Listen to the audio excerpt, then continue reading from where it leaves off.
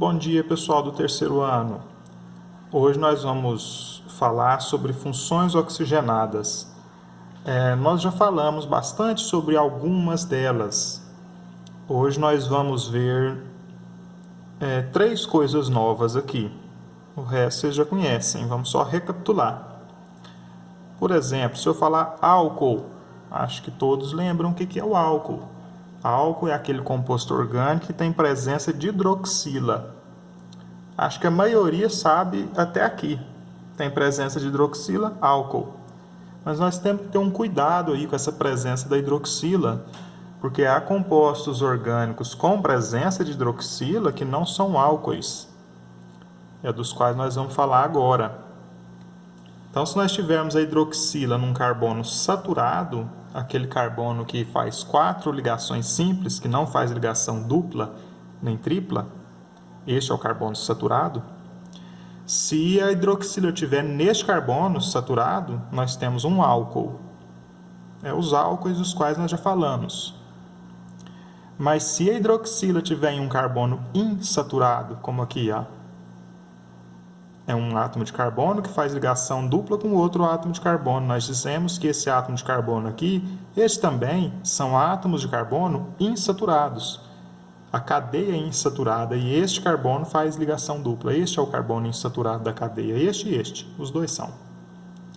Quando a hidroxila estiver neste carbono insaturado, nós não temos um álcool não, nós temos um enol.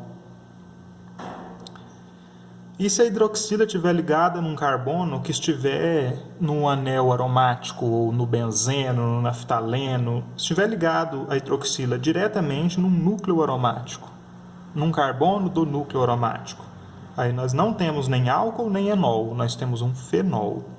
Então, muito cuidado na hora que vocês forem identificar função de cadeias orgânicas. Vamos ter função fenol se a hidroxila estiver no carbono aromático. Vamos ter função enol se a hidroxila estiver no carbono insaturado. E vamos ter álcool se a hidroxila estiver no carbono saturado. Como que nós vamos dar nome para isso? Para o álcool e para o enol, o nome segue o mesmo padrão. Prefixo, infixo, termina com ol. Então, aqui, por exemplo, este álcool aqui tem um único átomo de carbono, o prefixo é met. Como é um único átomo de carbono, ele é saturado. Então, metan, termina que jeito? Termina com ol. Então, ele é o metanol. Esse aqui, é o metanol. E o de baixo? 2 átomos de carbono. Então, esse aqui é et. Tem ligação dupla, né? Então, en, não é an, é en, porque tem ligação dupla. E tem hidroxila, enol, então termina com ol. Então, vocês vão ver que os álcoois sempre vai ter an aqui, E o que tiver en, a ligação dupla não vai estar no mesmo carbono que está a hidroxila. E aqui nós vamos ter en, sempre no enol. E o fenol? Hidroxila no carbono aromático. Então, nós vamos dar um nome para ele da seguinte forma: hidroxi e o nome do aromático. Neste caso aqui, a hidroxila está ligada no benzeno, então é o hidroxibenzeno. Se fosse outro aromático, fosse naftaleno, por exemplo, era hidroxinaftaleno, hidroxiantraceno, e assim vai. Ou a gente pode dar o nome usual para ele também, e este aqui no caso chama-se simplesmente fenol, porque ele é o mais simples dos fenóis. Então, você podia chamar ele de fenol ou podia chamar ele de hidroxi e nome do aromático. Qual é o nome desse aromático aqui? Benzeno. Então, podia chamar ele de hidroxibenzeno.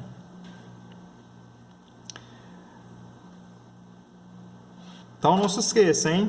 Carbono saturado, álcool. Carbono insaturado, enol. Carbono aromático, fenol. São esses os compostos oxigenados que têm hidroxila. E aqueles que têm carbonila? Lembrando que carbonila é o carbono com ligação dupla com oxigênio. Hidroxila é OH. Carbonila é carbono ligação dupla com O. Se a carbonila estiver no carbono primário, na extremidade da cadeia, nós temos um aldeído. Nome, prefixo, infixo, al. Por exemplo, esse aqui tem um único átomo de carbono, MET. Como é um único átomo de carbono, ele é saturado, então, termina com al, porque ele é um aldeído metanal. E as cetonas são aquelas que têm a carbonila no carbono secundário. Então, a ligação dupla com O não é na beirada da cadeia, na extremidade da cadeia, num carbono do meio da cadeia. Um carbono que é secundário, ele faz ligação com outros dois átomos de carbono. Este carbono aqui, secundário, com carbonila, caracteriza uma cetona. Como é que dá o nome? Prefixo, infixo, ona. 1, 2, 3 átomos de carbono, prop. Só ligação simples entre eles, propan. Termina que jeito o nome? Ona. Então, propanona. Desse que nós também já falamos muito, né? Do aldeído, do álcool, do aldeído, da cetona, nós falamos muito já. Então vamos lá. Carbonila no carbono primário, aldeído. Carbonila na beirada da cadeia. Carbonila no meio da cadeia, carbonila no carbono secundário, cetona. Qual foi a outra de que nós já falamos muito, hein? Ácido carboxílico. E o que caracteriza o ácido carboxílico? A presença da ligação dupla com O e do OH no mesmo átomo de carbono. Ou seja, carbonila hidroxila. Aí nós chamamos isso de carboxila. Se eu tiver isso aqui, carboxila, aí nós temos um ácido carboxílico. Como é que dá nome para ele? Ácido, aí vem o prefixo, depois o infixo, depois óico. Exemplo nosso, tá aqui, 2 átomos de carbono, então et. Aí depois o prefixo, vem o infixo, ligação simples, e termina como óico. Então esse é o ácido etanóico. Sempre que nós tivermos a carboxila, nós vamos ter um ácido carboxílico. Até aqui nós já tínhamos visto também, né? Ácido carboxílico já tínhamos falado. Mas desse outro aqui embaixo nós ainda não tínhamos falado, Aquele que tem a presença do O heteroátomo. Se nós tivermos um O heteroátomo na cadeia, um oxigênio, um átomo de oxigênio heteroátomo na cadeia carbônica, quer dizer, carbono, carbono, carbono, carbono, oxigênio, e depois continua, carbono, carbono, carbono, carbono. Sempre que a gente tiver isso, nós vamos ter um éter, que caracteriza o éter, a função éter, é isso aí. O O como heteroátomo entre os átomos de carbono. Para dar nome para os éteres, nós procederemos da seguinte forma. Vamos separar a cadeia, um lado menor, mais simples, e um lado maior, mais complexo. Aqui, este é o nosso lado mais simples da cadeia. Tem menos átomos de carbono, uma cadeia menor. Uma cadeia menos ramificada, uma cadeia sem saturação ou uma cadeia menor, nós chamaremos de cadeia mais simples. O outro lado, uma cadeia maior, uma cadeia que eventualmente apresente insaturação ou ramificação, nós chamaremos de cadeia mais complexa. Aí, para dar nome para o éter, nós vamos proceder assim. Do lado mais simples, nós vamos pegar só o prefixo. Logo em seguida, vamos escrever a palavra oxi. E depois da palavra oxi, nós vamos pegar o prefixo, o infixo do nome mais complexo e terminar com O. Então, para os éteres, daremos nome assim. Prefixo do lado mais simples, oxi, prefixo infixo O, do lado mais complexo. Vamos dar nome para esse éter aqui, Lado mais simples, tem 2 átomos de carbono. 2 átomos de carbono. Como é que é o prefixo quando é 2 átomos de carbono? Met, et, prop, but. O que representa 2 átomos é o quê? Et. Então, nós pegamos aqui só o prefixo do lado mais simples, et. Logo em seguida, a palavra oxi. E depois da palavra oxi, prefixo, infixo, O. Prefixo, infixo do lado mais complexo. Então, nós já fizemos o prefixo do lado mais simples, já escrevemos o oxi, agora vamos para cá, 2, 3 átomos de carbono. Qual que é o prefixo? Prop. Só ligação simples. E termina com O. Então, olha só o prefixo do lado mais simples, et. Palavra oxi, sempre, oxi. Prefixo do lado mais complexo, 1, 2, 3 átomos de carbono, prop. Infixo do lado mais complexo, só ligação simples, an. E termina com a letra O. Etoxipropano é o nome deste éter aí que está representado. Ó. H3C, CH2, O, CH2, CH2, CH3.